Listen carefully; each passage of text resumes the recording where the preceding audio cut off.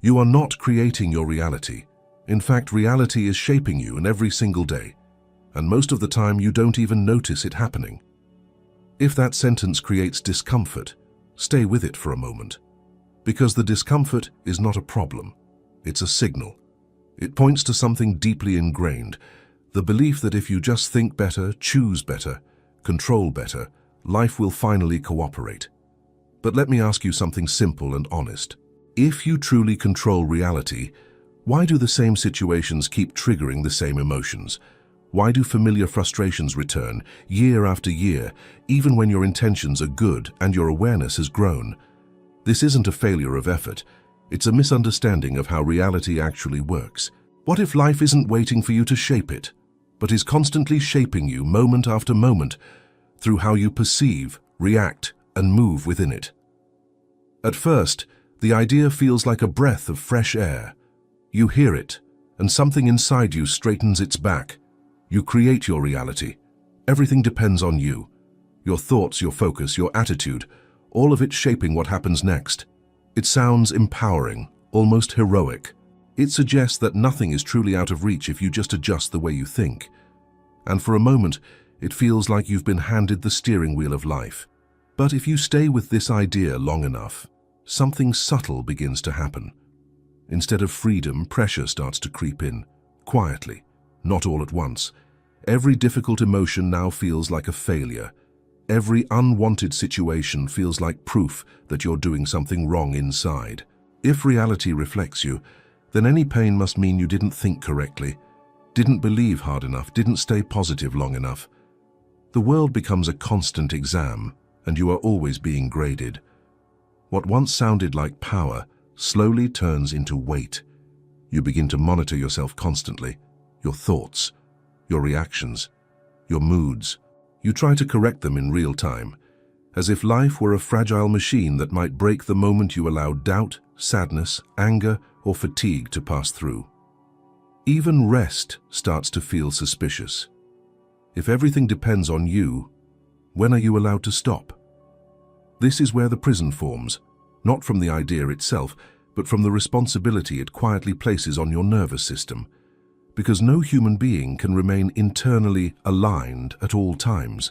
No one can control the full stream of thoughts, memories, impulses, and emotions that arise throughout a day. Yet this belief asks you to do exactly that. It asks you to be both the weather and the meteorologist, the ocean and the one trying to keep it calm. So instead of listening to what you feel, you start policing it. Instead of understanding your reactions, you judge them. Instead of allowing life to show you where you are tender or rigid, you try to override those signals with mental force. And slowly, without noticing, you move further away from direct experience. The irony is that this idea often enters your life during moments of vulnerability, when things feel uncertain, when control feels lost, when you want reassurance that chaos can be managed. You create your reality sounds like a lifeline in those moments. It promises safety, predictability, order. But life is not a spreadsheet. It doesn't respond well to micromanagement. When you carry the belief that everything depends on you, you stop seeing how much is already in motion before you even arrive. You overlook history, conditioning, biology, culture, timing, and randomness. You reduce a complex living system into a personal performance review, and that reduction comes at a cost.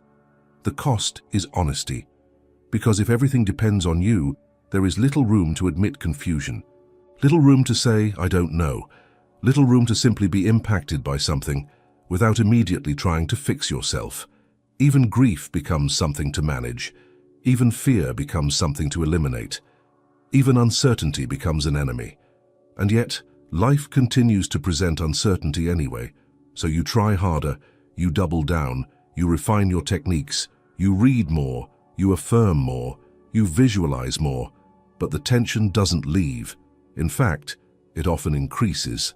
Because beneath all the effort, there is a quiet question you don't quite allow yourself to ask. If I'm so powerful, why does this feel so exhausting? This is where the idea reveals its hidden edge. It doesn't actually teach you how reality works. It teaches you how to blame yourself when reality doesn't cooperate. It keeps your attention locked inward, but not in a gentle, curious way. in a vigilant, self-surveilling way. You become both the actor and the critic, performing life while watching yourself perform it. And the more you do this, the less neutral your perception becomes. You start seeing outcomes as personal verdicts. You start interpreting events through the lens of success or failure. You stop noticing what is actually happening and focus instead on what it says about you. Life becomes symbolic rather than real. Everything means something about your worth, your awareness, your alignment. This is not liberation. This is subtle confinement. Because true freedom doesn't come from believing you control everything. It comes from understanding what you never controlled to begin with. It comes from seeing how much of your experience is shaped before choice even enters the picture.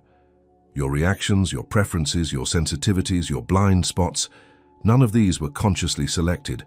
They were learned, absorbed, repeated, reinforced. And yet most of the time, you look at the world as if you were seeing it fresh. This is the quiet mistake almost everyone makes, not because they are careless, but because the filters they look through feel invisible. And as long as you believe you are observing reality directly, you will never question the lens through which you see it. That is where the next layer begins.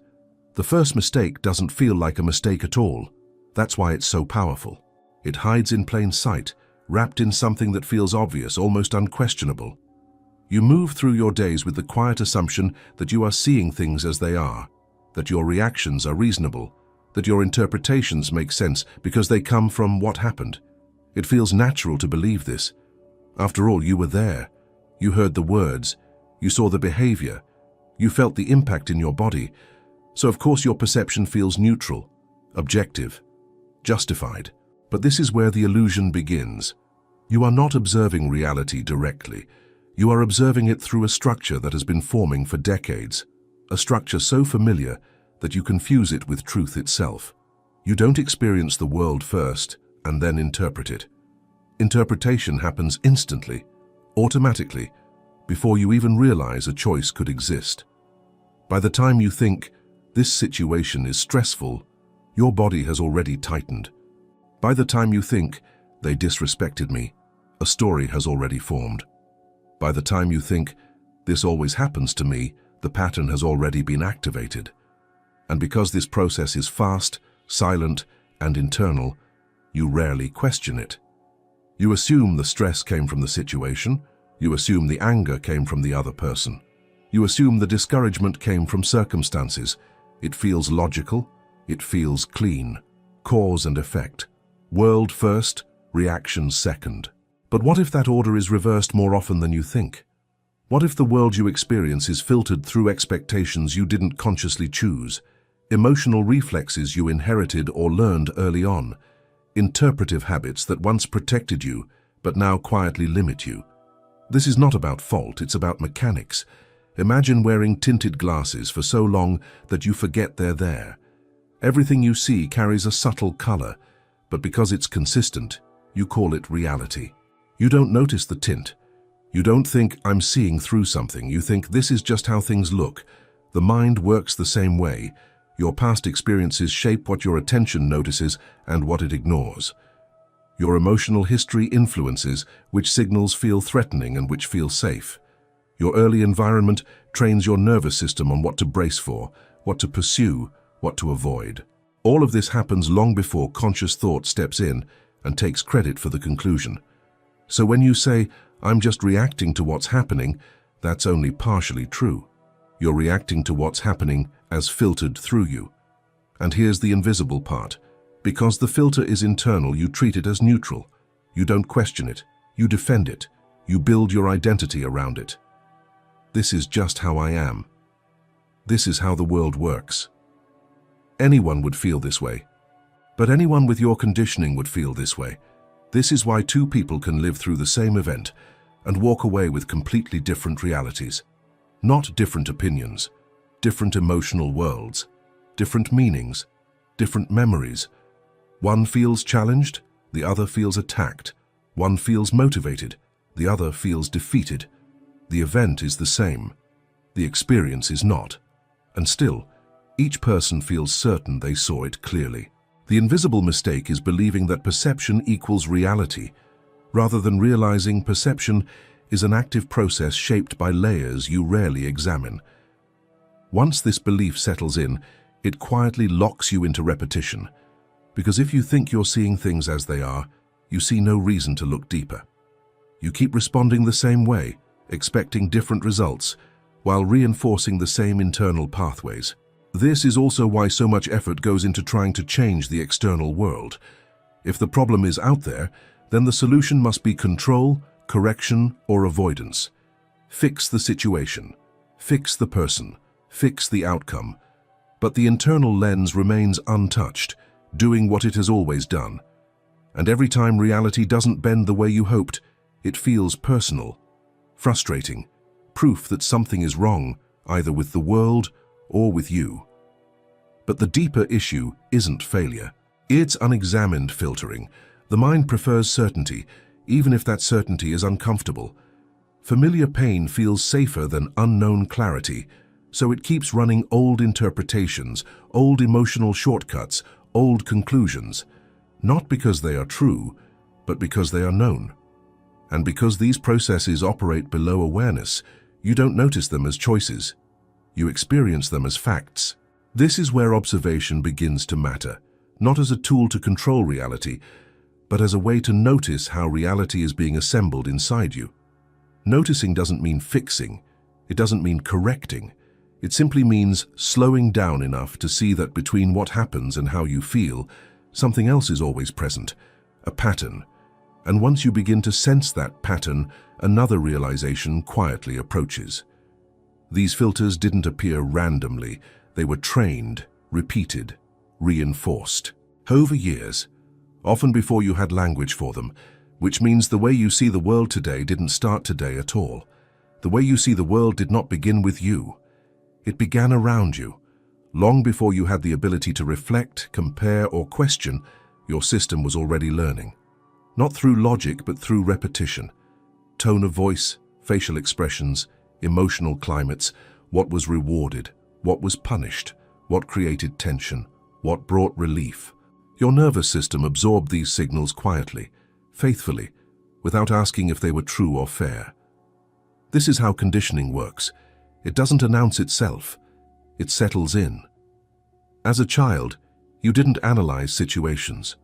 You adapted to them. You learned when to speak and when to stay silent, when to be strong, when to be pleasing, when to hide confusion, when to anticipate moods. None of this was conscious strategy. It was survival intelligence. Your body learned patterns because patterns reduced uncertainty. And once learned, those patterns didn't disappear just because you grew older. They became the default settings through which you interpret reality. So today, when something feels obvious to you, a threat, a rejection, a pressure, a disappointment, it often isn't about what's happening now. It's about what your system learned to expect back then. The present moment touches an old template, and the response activates instantly. You don't think, "This reminds me of something familiar." You think, "This is happening again." That's the power of conditioning. It collapses time. Your body reacts as if the past is still unfolding. Your emotions respond as if the same rules still apply. Your thoughts justify the reaction after the fact, building a story that makes it all feel current and reasonable. And because this process is internal, you experience it as truth. You say, "This situation makes me anxious." But often, the anxiety arrives first, and the situation simply gives it a place to land. You say, "People can't be trusted." But that conclusion may have formed long before this person entered your life. You say, "I always have to handle things alone." But that belief may have been shaped in moments when support wasn't available, not because it never exists now. Conditioning doesn't care about accuracy. It cares about consistency. Once a pattern proves useful, even once, the nervous system keeps it. It repeats it. It refines it. Over time, it becomes automatic. And what is automatic feels natural. What feels natural feels like who I am. This is where perception quietly narrows. You don't see the whole field of reality. You see what your conditioning highlights. You notice certain cues and ignore others. You anticipate specific outcomes and overlook alternatives. Your attention moves along well-worn paths, and those paths shape the world you experience. Not because reality is limited, but because perception is selective. This is why effort alone rarely changes anything deeply. You can decide to think differently, but when pressure hits, the body returns to what it knows. You can tell yourself to stay calm, but if your system learned that calm is unsafe or temporary, tension will return without asking permission. This isn't weakness, it's conditioning doing its job. The mistake is believing these reactions define you, rather than realizing they were trained into you. And the training didn't come only from dramatic events. Often it came from ordinary moments, repeated misunderstandings, unspoken expectations, emotional absences, inconsistent responses. Small things over time, shaping big internal rules. Rules like stay alert, don't rely too much, prove your value, avoid disappointment, prepare for conflict. Most of these rules were never spoken. They were felt. And because they were felt early, they bypass conscious scrutiny. You don't ask if they still apply. You simply live by them. This is how perception becomes predictable. You begin to recognize the same emotional sequences repeating across different situations, different faces, different contexts, same inner response. The mind calls this coincidence or bad luck, but it's often pattern confirmation. Reality presses a familiar button, and the system responds exactly as it has been trained to respond. This is also why changing the outside rarely brings lasting relief. New job, same pressure. New relationship, same tension. New environment, same underlying anxiety. The scenery changes, but the lens stays the same. And still, none of this means you are trapped. But it does mean that freedom doesn't start with control. It starts with recognition. Recognition doesn't require you to dismantle your conditioning all at once. It doesn't ask you to judge it or fight it. It simply asks you to notice that what feels immediate and personal is often patterned and inherited. When you begin to sense this, something subtle shifts. Not outside, inside the way you relate to your reactions. You stop taking them as absolute. You stop assuming they are the final word on reality. You begin to see that what you call my experience is actually a meeting point between what happens and how you have been shaped to meet it. And as this awareness deepens, another layer becomes visible. Reality doesn't respond to what you wish for or demand. It responds to the structure you bring into each moment, the posture, the expectations, the emotional tone already in place before anything unfolds. There is a quiet misunderstanding that shapes much of human effort. You believe life responds to your wishes, your intentions, your goals. You focus on what you want to happen, what you hope will change, what you are trying to attract or avoid. And when things don't move in that direction, frustration sets in, confusion, self-doubt. You wonder why your intentions feel invisible. But reality has never been listening to what you want. It responds to what you are when you show up, not to your declarations, but to your posture, not to your affirmations, but to your internal organization. The emotional tone you carry into a moment speaks louder than any thought you repeat in your head. Life doesn't negotiate with your desires. It interacts with your structure. This is difficult to accept at first because it removes the comfort of fantasy. Wanting is easy, being is not. You can want calm while your body is braced for impact. You can want connection while your system expects disappointment. You can want clarity while your attention is scattered and tense. And when reality meets you there, it responds accordingly, not to punish you, but because interaction follows coherence. Think of how animals respond to humans, not to words, but to presence. A nervous body creates nervous reactions. A rigid stance invites resistance. A grounded posture changes the entire exchange without saying a word. Life works in a similar way with you. What you call external circumstances often mirror internal patterns that are already active. If your system is organized around urgency, reality feels rushed. If your system is organized around defense, reality feels threatening. If your system is organized around control, reality feels unstable. These aren't metaphors. They are lived feedback loops. And this is where many people get stuck. They try to change outcomes without noticing the state they are bringing into the interaction. They push harder, plan more, visualize better, speak more confidently. all while carrying the same internal tension that shaped previous results. When nothing truly shifts, they assume they didn't try hard enough. But effort is not the issue, alignment is. Reality doesn't wait for you to become perfect or healed or fully aware. It simply responds to the signal that is most consistent, and consistency lives in the body more than in the mind. It lives in how quickly you react, how tightly you hold expectations, how much space you allow for uncertainty. This is why two people can ask for the same thing and receive very different experiences. One moves through the world with a subtle openness, the other with a quiet contraction. One expects resistance, the other expects engagement. Neither may be conscious of these expectations, yet reality reflects them with striking precision. Not because life is personal, but because it is relational. You are always in relationship with what unfolds. And relationships are shaped less by intention and more by presence.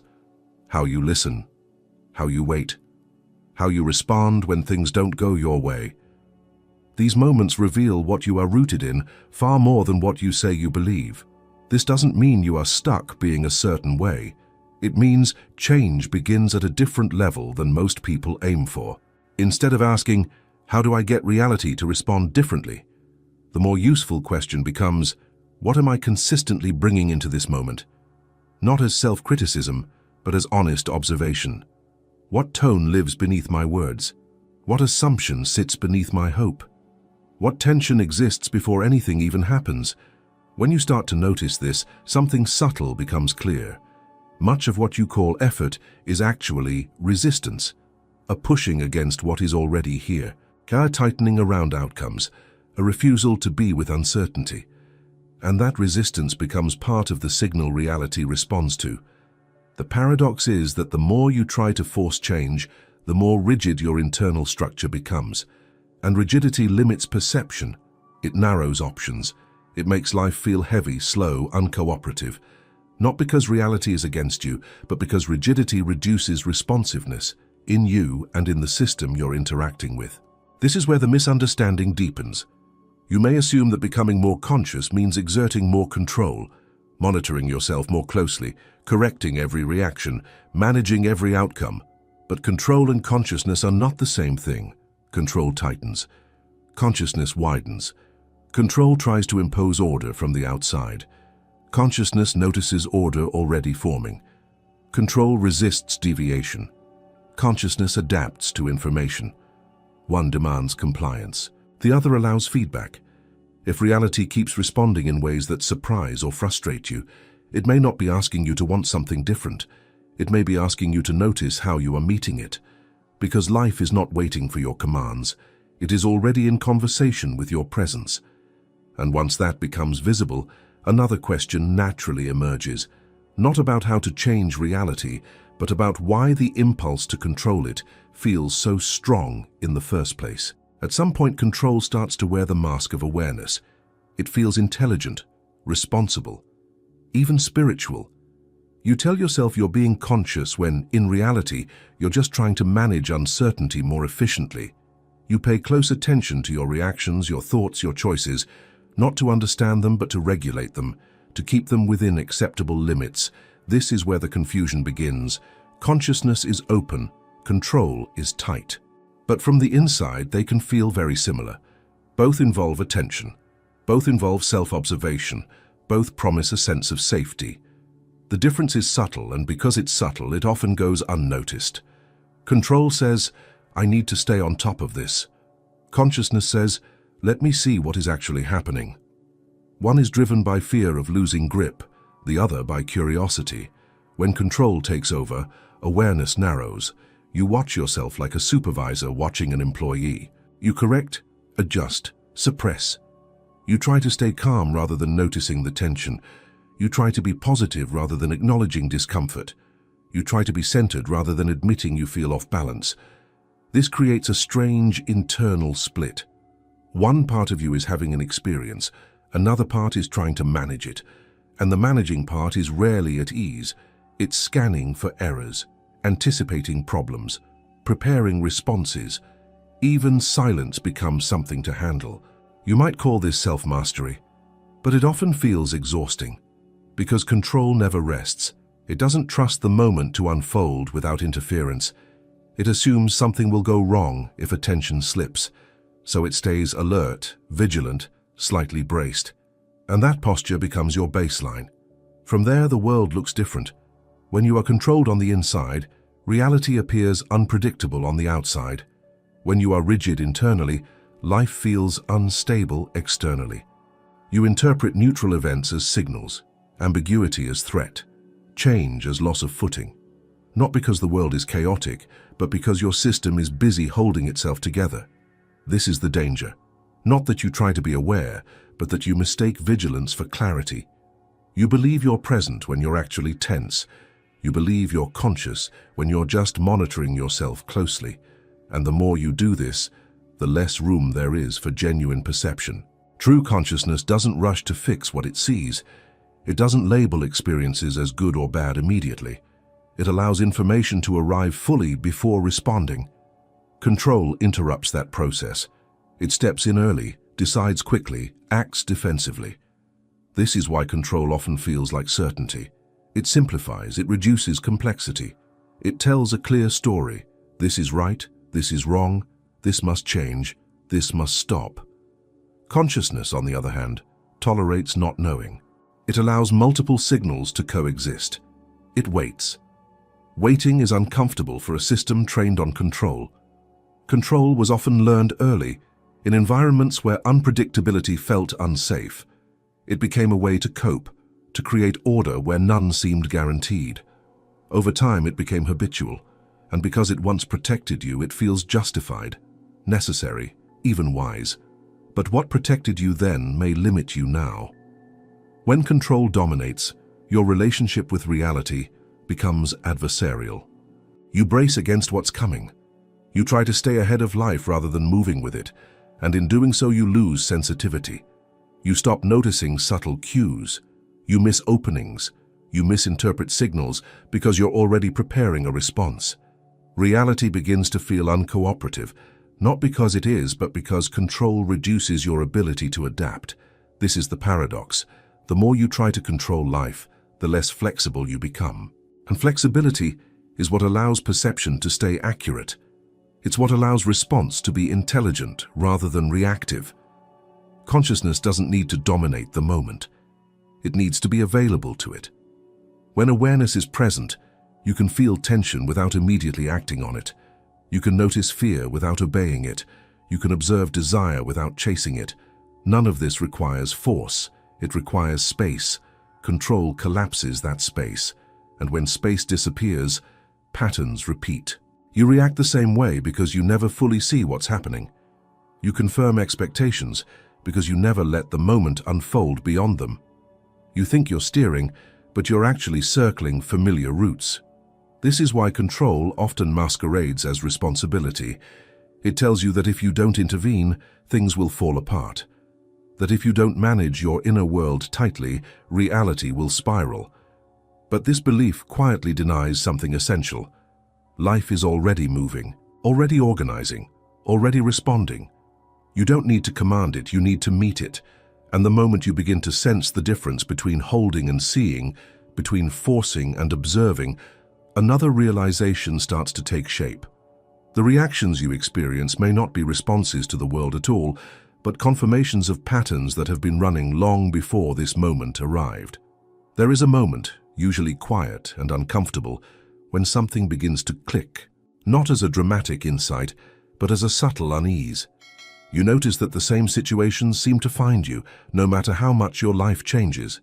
Different people, different settings, different years, and yet the emotional response feels strangely familiar. At first, it's tempting to call this bad luck or coincidence, but over time that explanation starts to feel thin, because what keeps repeating isn't the event, it's the reaction. This is the critical point most people never pause long enough to see. You believe you are reacting to the world as it unfolds, that life happens, and you respond. But more often than not, what you call a reaction is actually a confirmation. A pattern recognizing itself and completing its own circuit. The moment something happens, your system scans for familiarity, not consciously, but instinctively. It looks for cues that match what it already knows. And when it finds them, a tone, a delay, a look, an unexpected change, the pattern activates. The emotional response arrives fully formed, as if summoned. It feels immediate, automatic, justified. But notice how little variation there is. The frustration has the same texture. The anxiety follows the same rhythm. The disappointment lands in the same place in the body. Even the thoughts sound familiar, almost rehearsed. Here we go again. This always happens. I knew it. Those phrases aren't reactions, they're signatures. They signal that a pattern has been confirmed. Reality didn't force this response into you. It provided a trigger, and the system completed the rest. Not because you chose it, but because repetition creates momentum. What has been activated many times before activates again with less and less input. This is why small events can feel overwhelming. They aren't carrying just their own weight, they're tapping into a stored history. One moment connects to many others, and the body responds to the whole chain, not just the present link. And because the response feels so real, so embodied, you assume it must be accurate. You say, anyone would react this way. But not everyone does. You say this situation is stressful, but another person might find it neutral or even engaging. The difference isn't resilience or intelligence, it's pattern density. The more a pattern has been reinforced, the more reality bends around it. Not because reality is cooperating, but because your perception is tuned to find evidence. You notice what fits, you overlook what doesn't. Your attention acts like a magnet, pulling familiar meanings out of neutral data. This is confirmation in its purest form. Once a pattern is active, everything supports it. Thoughts align, emotions amplify, memories surface to back it up. Even your posture and breathing shift in ways that make the experience feel even more convincing. The body becomes the proof, and still you believe you are responding to what's happening. This belief keeps the loop intact, because if the cause is always outside, the solution must also be outside. Change the circumstance, change the person, change the timing, but the internal structure that interprets remains untouched, ready to activate again. This is why insight alone doesn't break patterns. You can understand where a reaction comes from and still feel it just as strongly. Patterns don't dissolve through explanation. They loosen through awareness that is present during activation, not after. That's the difficult part, because awareness during activation feels threatening to the pattern. It interrupts the flow. It introduces a pause where none existed before, and that pause feels unnatural at first, exposed, uncertain. The system prefers the known response, even if it leads to suffering, so it rushes to complete the loop. But if you stay with the pause, even briefly, something interesting happens. The response doesn't disappear, but it softens. It becomes visible as a process rather than a verdict. You feel the reaction without fully becoming it. And in that moment, the pattern is no longer fully confirmed. This doesn't mean you suddenly stop feeling what you feel. It means the feeling no longer dictates the meaning of the moment. You don't immediately translate sensation into story. You don't instantly turn activation into identity. You begin to see that the world didn't cause your suffering. It met something already organized within you. This realization can be unsettling. It removes the comfort of blame, but it also removes the burden of control. Because if patterns are being confirmed, not reactions forced upon you, then something else becomes possible. You can meet the pattern as it activates, not to fight it, not to correct it, but to see it clearly enough that it doesn't need to complete itself automatically. And when that happens, the relationship between you and reality subtly shifts. Reality doesn't change first. Your participation does. And once that participation changes, another question quietly arises. If you're not truly reacting but repeating, what would happen if you stopped trying to intervene and simply watched the pattern unfold without feeding it? The turning point doesn't arrive with fireworks. Here it doesn't feel like victory or breakthrough. In fact, it can feel almost disappointing at first, because what shifts is not the world, not the situation, not the people involved, but your relationship to the moment you are already in. You expect change to come from doing something new, from applying effort in a smarter way, from finally finding the right angle, the right explanation, the right internal adjustment. But this turning point asks for something that sounds counterintuitive. It asks you to stop interfering, not to give up, not to disengage from life, but to stop trying to fix the experience while it's happening, to stop correcting your reactions in real time, to stop guiding the moment toward an outcome you think it should reach. This feels risky at first, because effort has been your safety net, control has been your orientation. Letting go of that feels like stepping into open space without knowing what will hold you. So the instinct is to stay alert, to watch closely, to stay ready to step in. But something subtle begins to reveal itself when you don't. When you allow the reaction to be present without arguing with it, the reaction changes quality. It doesn't disappear, but it loses its authority. It no longer feels like a command that must be followed. It becomes information. You notice the tension without immediately translating it into meaning. You feel the emotional charge without rushing to explain it. You sense the familiar urge to act, defend, withdraw, or control, and instead of obeying it, you stay still long enough to feel its shape. This is unexpected because nothing dramatic happens. No instant peace, no sudden clarity. Just a strange neutrality where there used to be urgency. The moment doesn't collapse, reality doesn't fall apart. In fact, something else starts to occur. The system, no longer being pushed or corrected, begins to regulate itself. The nervous energy moves. The intensity rises and falls. The pattern runs out of momentum without being fed. This is when you realize something important. Many reactions persist not because they are strong, but because they are constantly reinforced. They are kept alive by resistance, justification, or suppression. When those stop, the reaction completes itself naturally. You don't force calm. Calm emerges. And the relief comes not from achieving a better state, but from no longer carrying the responsibility of managing every internal movement.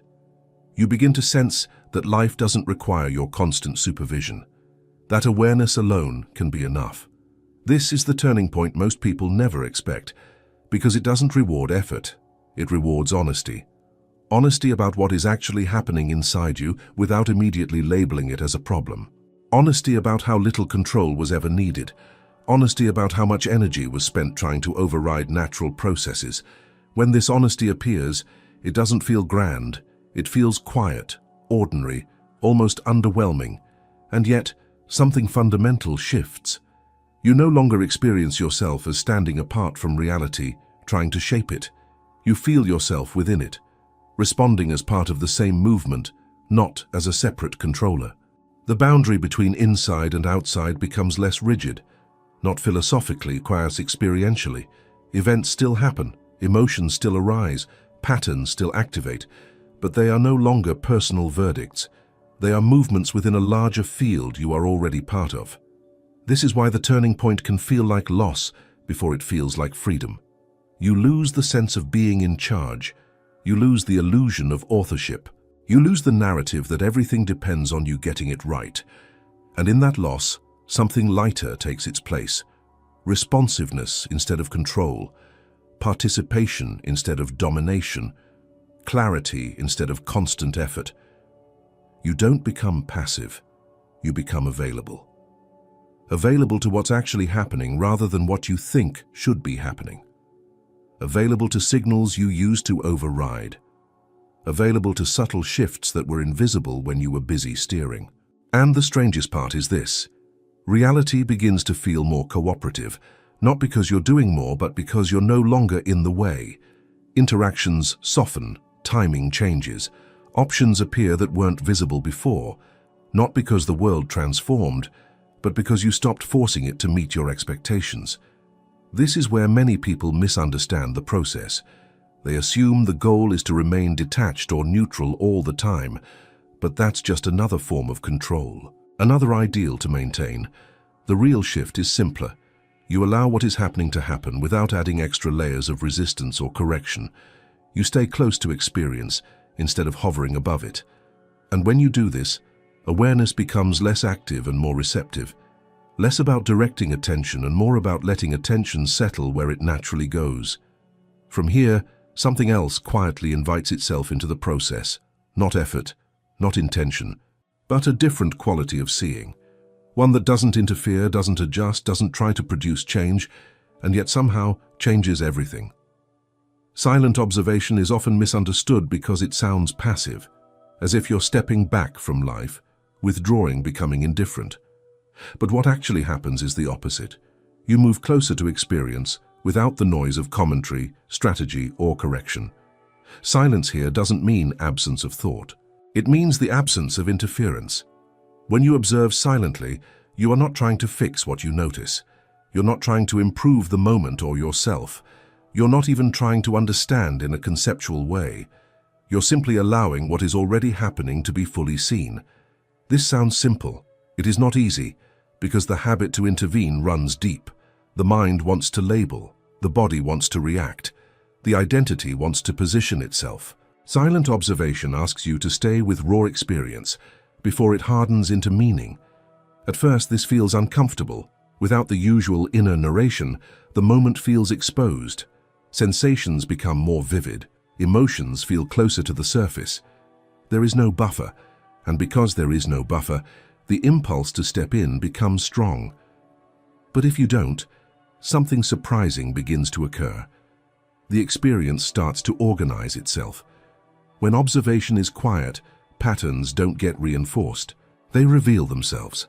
You begin to notice the exact moment tension appears before it turns into a story. You feel the emotional charge before it becomes judgment. You sense the pull toward reaction without automatically following it. This is not because you're restraining yourself. It's because you're seeing clearly. And clarity has an effect, not a dramatic one, but a precise one. When something is seen fully, without distortion, it doesn't need to repeat as loudly. It doesn't need to demand attention. It has been acknowledged. This is why silent observation changes the internal landscape without effort. It doesn't push against patterns. It doesn't try to dismantle them. It simply stops feeding them with resistance, justification, or distraction. Think of how a knot loosens when you stop pulling on it. The silence creates space, and in that space, perception widens. You begin to notice details that were previously overshadowed by urgency. Subtle shifts in breath, micro-movements in the body, small changes in tone or timing.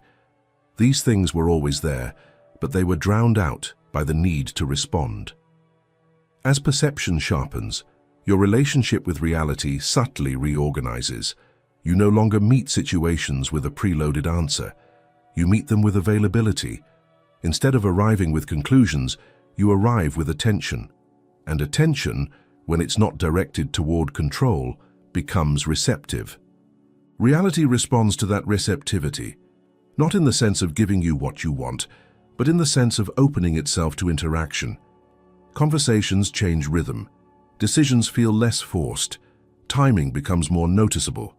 You begin to sense when to move and when to wait, not through calculation, but through attunement. This is where silent observation stops being an internal practice and becomes a way of being in the world. You're not detached. You're engaged without being entangled. This distinction matters. Detachment creates distance. Observation creates intimacy. You feel things more directly, but you are less captured by them. You don't suppress emotion, but you also don't amplify it with narrative.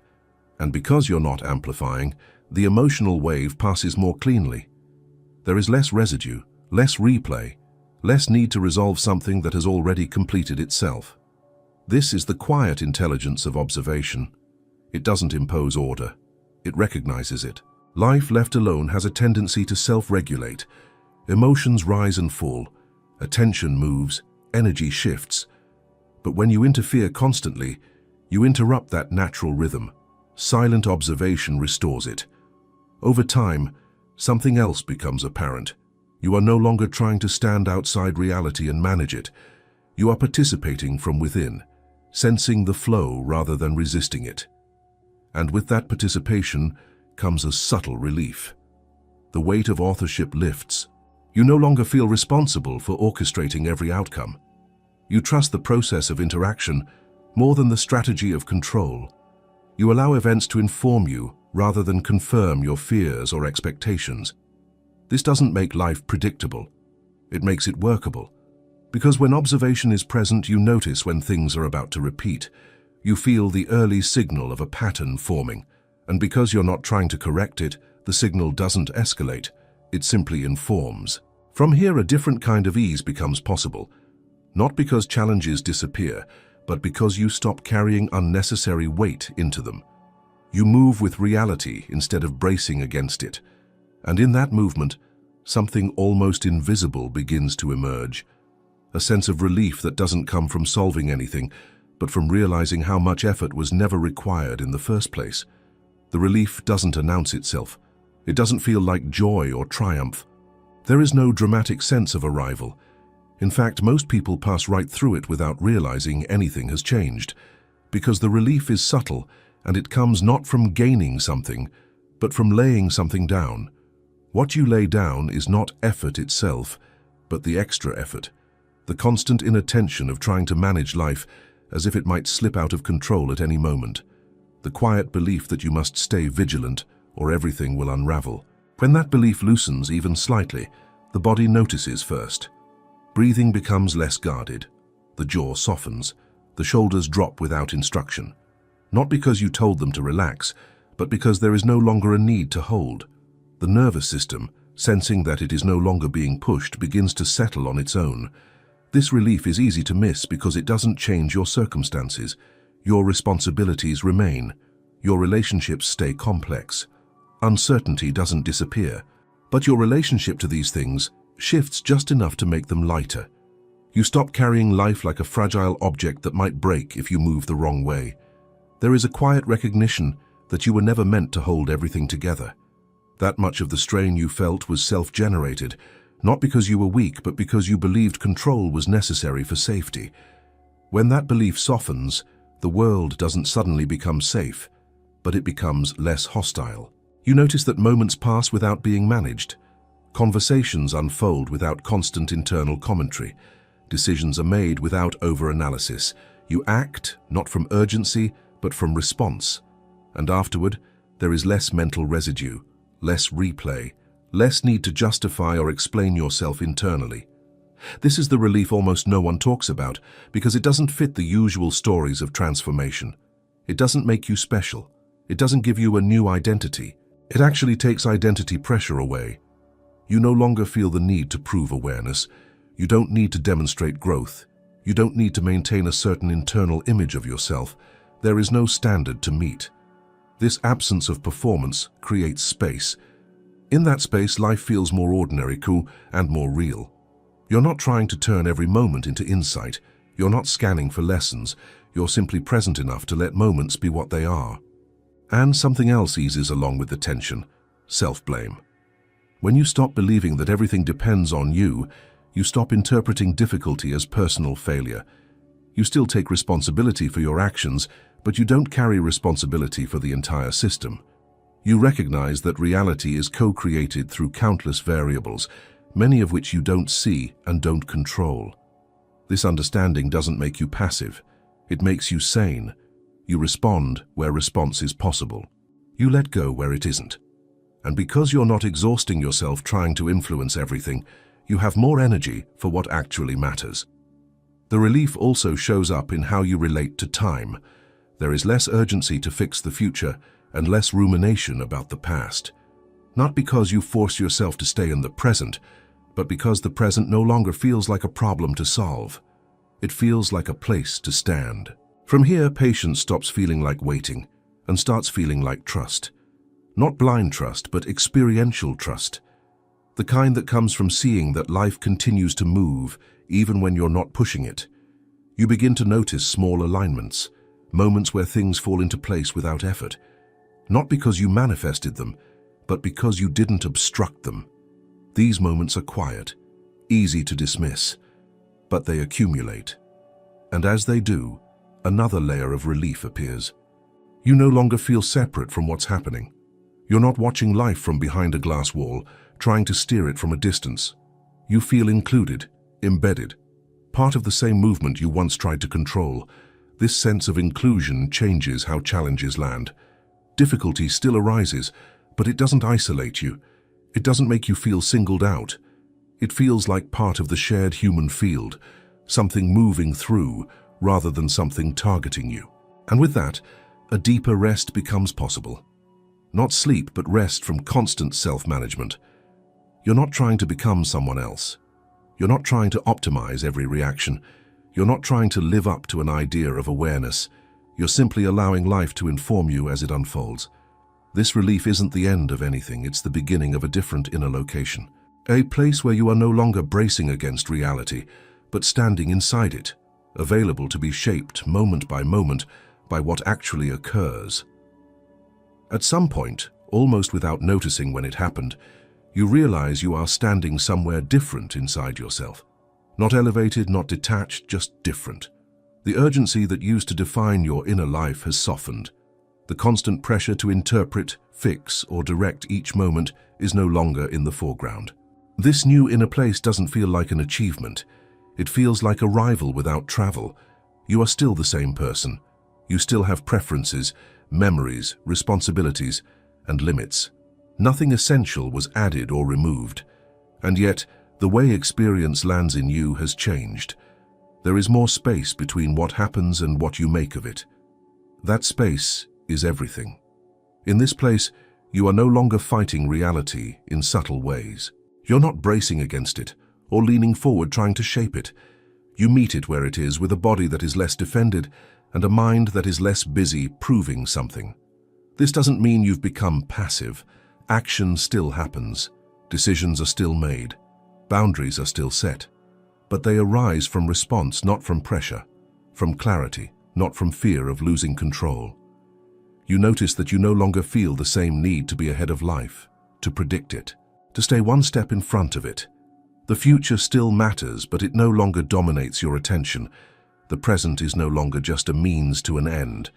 And because you're not rushing past the present, you begin to sense how it shapes you, not conceptually, viscerally. You feel how a conversation changes your posture, how a decision settles in your chest, how uncertainty moves through your body instead of immediately becoming a problem to solve. You're no longer trying to override these signals. You're listening to them. This listening creates a new kind of orientation. Instead of asking, "How do I change this?" you find yourself asking, "What is this showing me?" Not as a philosophical exercise, but as a practical way of staying in contact with reality. In this inner place, perception becomes more honest. You're less invested in defending an identity, so you can admit when something affects you. You're less attached to being right, so you can notice when your assumptions were off. You're less afraid of discomfort, so you don't rush to escape it. That honesty brings steadiness, not the steadiness of certainty, but the steadiness of adaptability.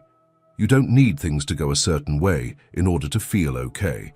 You can adjust, you can wait, you can respond when the moment calls for it. And because you're no longer trying to dominate experience, you're more sensitive to its subtleties. Timing becomes clearer. You sense when to speak and when silence carries more intelligence. You feel when effort helps and when it only adds noise. This is what it means to perceive how reality shapes you, moment after moment. You are no longer trying to be the author of every outcome. You are allowing yourself to be informed, shaped and refined by interaction, not passively but receptively, like a material that responds to pressure not by breaking, but by adjusting its form. In this place, even difficulty has a different tone. Challenges still bring discomfort, but they no longer threaten your sense of self. They don't feel like personal failures or cosmic tests. They feel like information, sometimes sharp, sometimes inconvenient, but rarely hostile. You begin to trust that you can meet what arises without collapsing or hardening, not because you've mastered yourself, but because you've stopped fighting the process that shaped you all along. And something else becomes apparent. You were never meant to stand outside reality and control it. You were meant to be shaped by it, not blindly, but consciously. To let experience refine perception, to let interaction reveal structure, to let life educate you in ways thought alone never could. This new inner place is not a destination. It's a stance where you are present without gripping, engaged without forcing, aware without hovering. You're not trying to hold reality together anymore. You're letting it meet you, knowing that each moment leaves a trace, not as a wound or a burden, but as a quiet adjustment in how you see, feel, and move. From here, life doesn't need to be managed as much. It needs to be met. And in meeting it this way, you begin to understand something that was always true but rarely felt. You are not here to shape reality by force, but to be shaped within it, with clarity, humility, and a kind of grounded ease that no amount of control could ever produce. Reality was never waiting for you to bend it to your will. It has always been responding to how you meet it, quietly, precisely, without judgment. When you stop trying to dominate experience and begin to observe it honestly, something fundamental becomes clear. Life doesn't need your force, it needs your clarity. And clarity doesn't come from effort. It comes from seeing what is already here, without resistance. When you live from that place, things don't magically become easy. They become real, more grounded, more workable. You stop carrying unnecessary weight, and what remains feels truer, simpler, and strangely more alive. Not because you finally figured everything out, but because you stopped pretending you had to. If this resonated with you, write this sentence in the comments so I know you stayed until the end. I am learning to meet reality, not control it.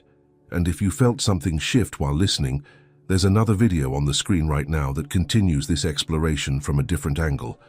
Watch it if you want to go deeper and receive more content like this.